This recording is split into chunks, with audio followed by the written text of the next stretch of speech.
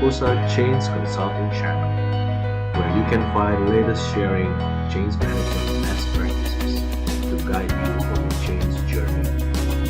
Subscribe and like us to stay tuned for new updates. Hi guys! We are now arrived at the third session of Fundamental of Organizational Change. In the last sessions, we go through leadership as the foundations of our practical change model. In these sessions, we will discuss about culture, the first pillar of the model. Before we begin, let's do a quick review of the change model that we have been sharing so far. There are three pillars that support all activities of our change initiative: culture, competencies, and course of action. Leadership is the foundations of these pillars.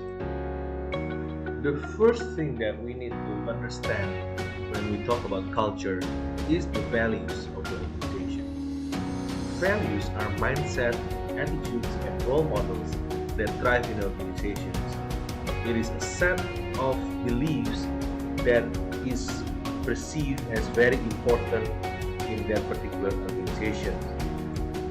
These beliefs are usually unwritten, although it is very strong and very much alive. It is firmly held by the majority members of the organization and usually originates from the de facto leaders. These values can be discovered through observing how most organization members behave in a certain situation, having conversations with the members on topics they find important, and through having friction and conflicts with them and see how they resolve it. I'm going to give you some example of these values. A particular engineering department in a personal computer manufacturing business likes to put everyone in multitasking, firefighting, busy working, without really paying attention to work planning and systemized thinking. Their role model is someone whose desk looks like this, running uncountable projects, staying up late, but not necessarily have any specific accomplishment there.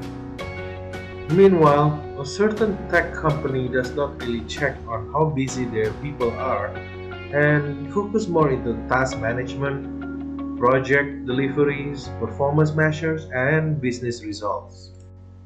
One thing that we need to understand about these values is that we cannot go against it, especially in the beginning of the change initiative. However, we can definitely create a platform or environment that goes along with it, but can still support our change initiative. The second element of organizational culture is how it's behaved. First part of this behavior is about chain of command. There are two types on how directives happen in an organization. First one is a top-down management approach. In this approach, directive comes from the head of organization, trickle down to the subordinate functions, as it shapes a complete set of actions. So mobilizing change in this type of organizations takes a more structural, block-by-block, logical approach starting from the top. The second type of management chain of command is bottoms up. So in this type, directive might still appear from the top. The subordinate functions have the freedom to form the actual action. And cross-functional collaborations will definitely take place to make these actions fit together. So there is no clear cut on how the activities are related to each other in this type of chain of command. So mobilizing change in this type of organization takes an organic approach. The approach will vary depending on how its subordinate functions operate, how the political power is distributed among the subordinate functions, and how the change initiative appeal to each function. Despite the formal organizational structure, any organization most probably also has social, informal networks that share ideas and work together without management control.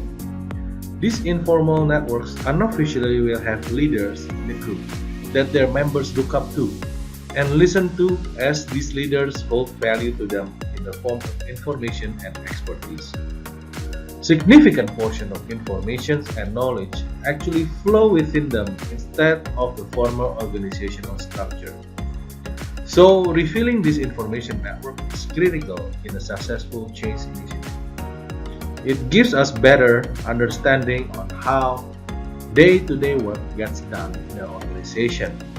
It also gives us better understanding of key stakeholders who need to be engaged to the change plan. The third element of culture is how autonomy of actions are in place in the organization. So a high level of autonomy means that each functions can perform by themselves and management can just provide in-depth reviews and evaluations on the progress for each functions. This means that organization with high level of autonomy will allow the leader to just provide a set of objectives, boundaries, and key measures, and periodically have in-depth reviews of these measures.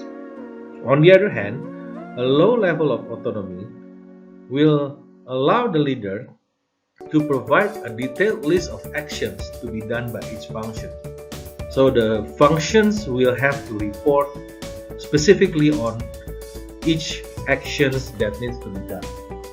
So depending on the organizational level of autonomy, we can see that we need to have a proper mechanism and agenda for periodic review process where we can ensure progress and results are going as desired and feedbacks are received on a timely fashion. Alright, with that we can conclude our brief discussions on culture.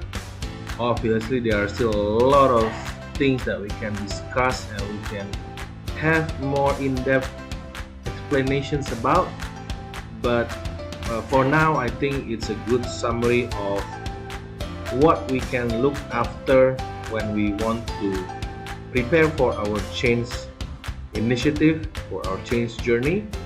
Thank you very much for staying with us. Don't forget to subscribe to keep updated on future updates on the channel, and talk to you soon.